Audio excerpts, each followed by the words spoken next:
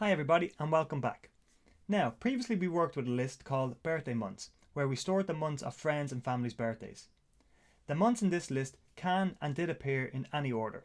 So let's just take a normal list of birthday months, but before we do that, let's add in some comments. So today's date, 24th of October 2016, followed by the author, which is me. I'm just going to leave it author name. I'm just going to write in Tony Staunton because I know who I am. Followed by the program name. This is organizing a list. Okay, perfect. Now, so let's just create a list and let's start off with a comment again. Creating a list of months.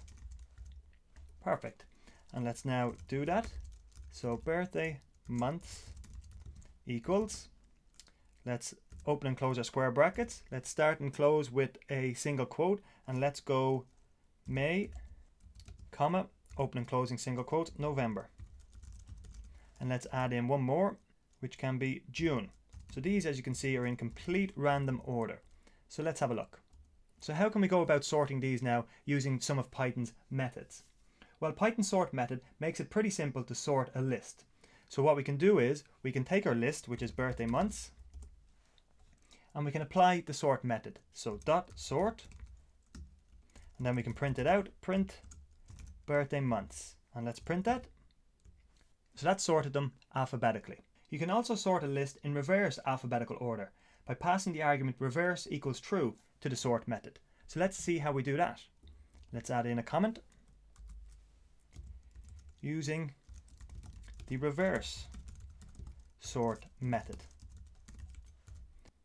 And how do we do that? Well, we take our birthday months, so let's just take this list here, copy it and paste it. There we go, birthday months. And let's go birthday months sort dot sort reverse equals true with a capital T. Now let's print out our months. Print birthday months. Okay, perfect. So you can see our first list here has ordered them alphabetically, and you can see our next list has reversed that. So reverse alphabetical order. Perfect. So a good start. So two ways to sort lists right there. Now, anytime we use either of these methods, the sort and the sort reverse, our lists are permanently altered. So that means we can no longer go back to the original format of the list or the original order of the list. But you can temporarily sort a list using the sorted method, S-O-R-T-E-D. So how do we use that? Well, let's create a new list now so we can see. So we'll use birthday months again, and we'll paste it in. And then what we'll say is print sorted birthday months. Okay, and let's run that. Now, so there we go. The list is sorted alphabetically as it was in our very first example. But in our first example, that list is now permanently sorted. In this example, it's only temporarily sorted. So let's see if we print it again. Print birthday months.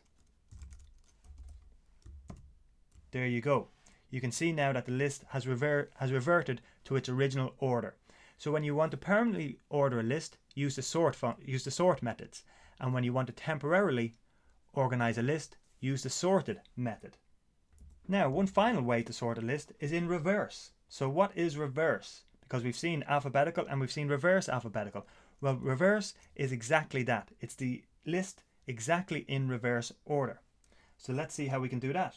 Actually, for this, let's create a new list. So let's have birthday days equals open and closing square brackets, open and closing single quote. So let's go Monday, Tuesday, Wednesday, Thursday, and Friday.